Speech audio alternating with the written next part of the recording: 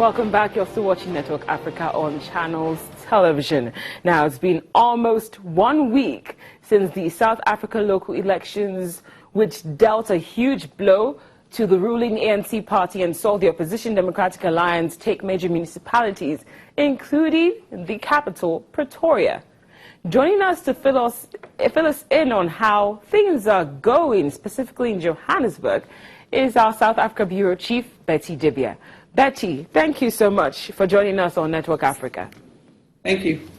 Now that the elections are done and dusted, how are things, especially in Johannesburg 1 week later? I wouldn't say it's done and dusted. There is still a lot of horse trading going on, a lot of bargaining. You know, the bigger parties, the DA and the ANC, are approaching the smaller parties. The smaller parties are consulting fellow smaller parties to know how they're going to deal with the big parties in order to form a coalition. You know, those who will be more like in charge of the government. When you have the majority, you'll be able to vote to carry the bulk of the things that you want to do. So that's basically what's going on. I know that according to the law, they have 2 weeks from the time of the results to tidy this up. So there is a lot of talk going on. Some people are giving snippets of what they're talking about. But I guess, as you have in politics, what goes on behind the scenes, at the end of the day, they will let us know what they decide. Yes. Well, Betty, there was huge competition for Johannesburg, which is the economic hub of South Africa. How come the ANC managed to retain its power there? I don't know if it really retained the power. It doesn't have the majority at this time. Okay. Even the Nelson Mandela Bay, where the DA won, they still don't have the majority, so they still need to talk to the people, to the other parties to form a coalition, as well as I know that vehemently they won the Cape Town, where they've been ruling all along. And that's the only province, that's Western Cape, where you have the DA at the leadership for the province. But they just managed barely almost 45%. The DA really concentrated on all these areas, you know, to talk to the people that, look, you've tried and tested this other party for so long. Are you happy with what you're getting? We had a lot of controversial billboards. We had a lot of things that went on. It was a good fight, good for democracy. And then the people had to go beyond the race, because at this point now you have a black man as the leader of the DA, which even now is still considered to be a white party, you know. But he grew up in the township, so he managed to reach more people. It was a huge fight. Johannesburg, like Tshwane as well, is like the jewel in the crown for anybody who is in leadership at any party, you know, that is leading anywhere. So there's still the ANC still has to talk to the other parties to get the 50% or 50 plus 1%. Well, Betty, speaking of the outcome of the elections, especially what you said about Johannesburg, do you get analysts are actually saying that what happened in the municipal or local elections is a reflection of what is to come as regards the general elections? Do you think that's the case?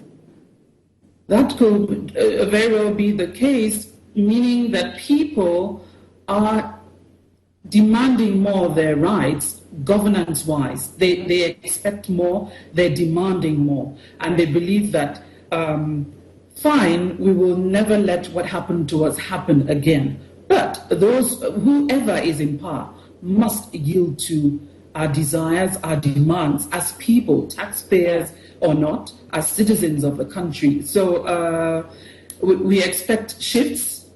It's already happened. The DA has grown really well. Support for you have more people in the DA at the moment, more black people, I should say that. So you have the EFF, of course, which is mainly people who they actually spoiled the party for the ANC, because they broke away from the ordinarily people who would have voted for the ANC. They're voting for. Or let me just say, the supporters for the EFF are mainly people who ordinarily have voted for the ANC. People who voted for the EFF are generally people who would have voted for the ANC. So things are shifting. It's getting more plural, and it's good for democracy.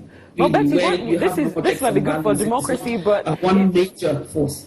It might be good for democracy, Betty, but this is not too good for the ANC. And there is speculation that the result of this local election could actually hurt South Africa's economy, because the ANC might actually try to avoid painful reforms and also win back its votes by overspending. Do you think that's true? Yes.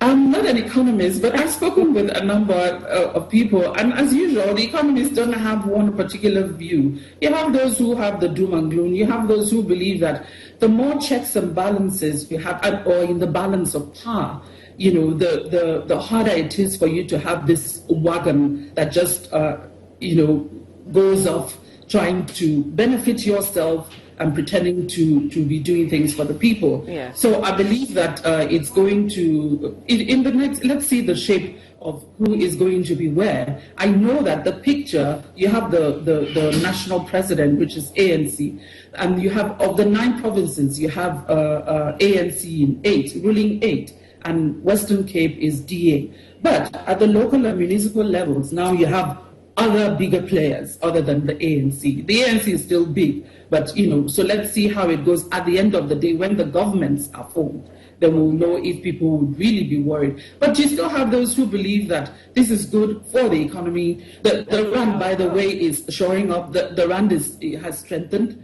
So you can't really say this is how it's going to go for now. Well said. Thank you so much, Betty, South Africa Bureau Chief. Thank you very much for joining us on Network Africa. And that's where we leave it on the program. Thank you so much for tuning in. I'm Cynthia Are.